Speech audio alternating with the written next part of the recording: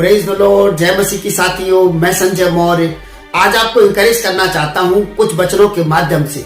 आपके लिए पढ़ना चाहता हूं 2 तिमोथी उसका 2 अध्याय 13 लिखा है, यदि हम अविश्वासी भी हों तो भी वह विश्वास योग्य बना रहता है, क्योंकि वह आप अपना इनकार नहीं कर सकता है।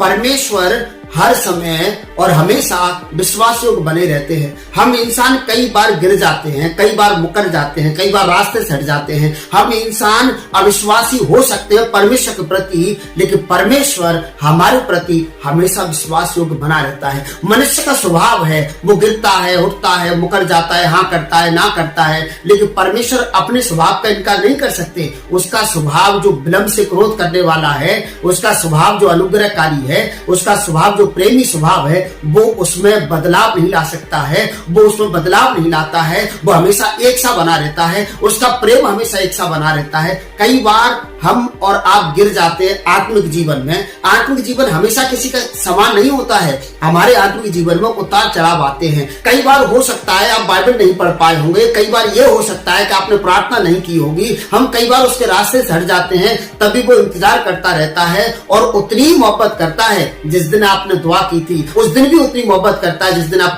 प्रार्थना नहीं कर पाते हैं, जिस दिन आप बाइबल नहीं पढ़ पाते हैं, क्योंकि वो खुद का इनकार नहीं कर सकता है। हो सकता है आज आपने दुआ नहीं की होगी, कल आप आज से ज्यादा करिए, आपकी दुआ सुनी जाएगी प्रभु यीशु मसीह के नाम से। एक और वचन में, नीति वचन 24 अध्याय 16 में लिखा है, धर्मी जन यदि 7 बार भी गिर जाए तो भी उठ खड़ा होता है, तो भी परमेश्वर उसको उठाते हैं, तो भी परमेश्वर उसको बल देते हैं, आत्मा की अगुवाई देते हैं, स्वर्गदूतों की सहायता देते हैं। वो जानते हैं कि मनुष्य मिट्टी मात्र है, मनुष्य के स्वभाव में गिरावट और ऊंचाई होती है, बनी रहती है। वो जानते हैं मेरी और आपकी बनावट के हम कैसे हैं, और इसीलिए परमेश्वर आपसे मोहब्बत रखते हैं। आपने यदि आज दुआ नहीं की तब भी वो आपसे मोहब्बत रखते हैं। मैं ये नहीं कह रहा हूँ, मैं इसके लिए आपको इंकरेज नहीं कर रहा हूँ कि आप दुआ मत करिए, मैं इसके लिए इंकरेज नहीं कर कि आप बाइबल मत पढ़िए। मैं ये कह रहा हूं यदि आप ईमान में हैं, यदि आप धर्मी हैं, यदि आप उसके पीछे चलना चाहते हैं, उसके बावजूद यदि आप दुआ नहीं कर पाए हैं, उसके बावजूद यदि आप बाइबल नहीं पढ़ पाए हैं, तो अभी वो आपसे मोहब्बत करता है और वो आपका इंतजार करता है। इवन वो तो वापस लौटे हुए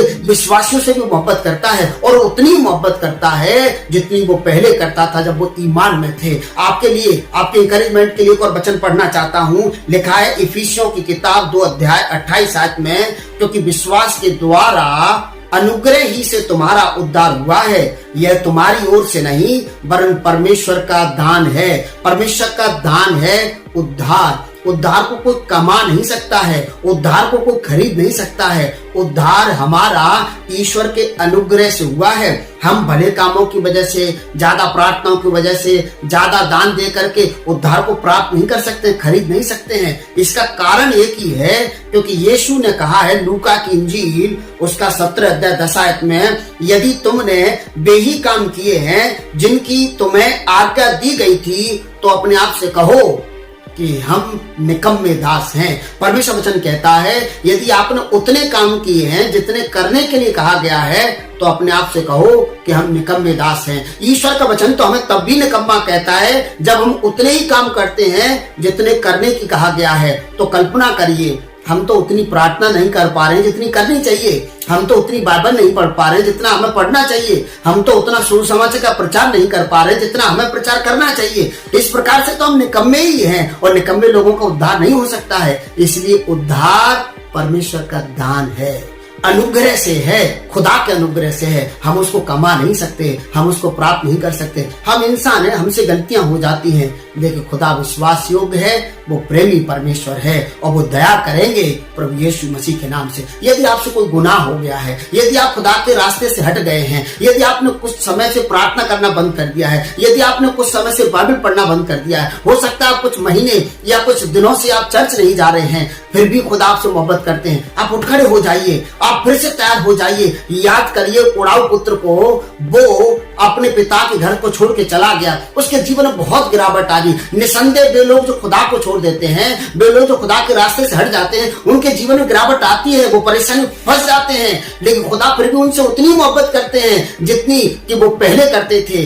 वो जब उड़ाऊ पुत्र वापस आ जाता और कहता है, हे पिता, मैंने तेरे विरुद्ध में स्वर्ग के विरुद्ध गुनाह किया, अपराध किया है, मैं इस योग्य भी नहीं रहा हूं कि तेरा पुत्र कहलाऊं। बाइबल कहती है कि उसके पिता ने उसको अपने गले से लगा दिया, दौड़ करके उसके हाथों में अपनी अंगूठी पहना दी, उसको नहलाया धुलाया गया, नए कपड़े पहनाए गए, उसके आने की खुशी में भोज किया गया।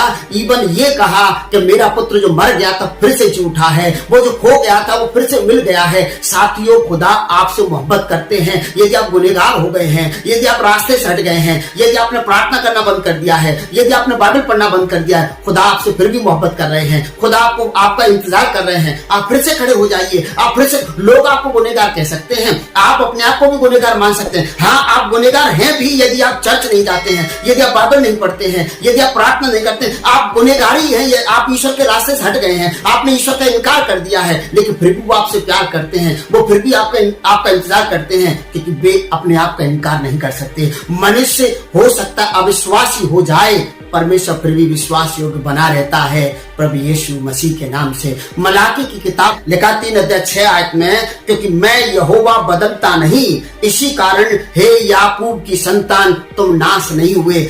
यदि हमारे कर्मों के हिसाब से ईश्वर बदला देते, यदि हमारे कर्मों के हिसाब से ईश्वर खुश होते, तो हमें नाश कर देता, हम बर्बाद हो जाते, पूरी कायनात खत्म हो जाती, नाश हो जाती, बर्बाद हो जाती। क्योंकि लोग अच्छे हैं नहीं, लोग उतने अच्छे नहीं हैं जितने परमेश्वर के लोग होने चाहिए। फिर भी खुदा अनुग्रह करता है और परमेश्वर वचन कहता है कि मैं बदला नहीं हूं, इसीलिए तुम आज तक जिंदा हो। हम बदल जाते हैं, खुदा बदलता नहीं है। वो वायदों को पूरा करने वाला परमेश्वर है। आप उसमें बने रहिए। अपने आप को गिल्टी फील करने की बजाय अपने गुनाह मान लीजिए और खुदा के करीब आ जाइए। वो आपको बचाएगा, वो आपको छुड़ाएगा, प्रभु यीशु मसीह के नाम से। यदि आपको संदेश से इंकरेज मिला हो तो मुझे इंकरेज करने के लिए मेरी इस वीडियो को लाइक कर दीजिए और चैनल पर पहली बार है तो सब्सक्राइब करना मत भूलिए। God bless you.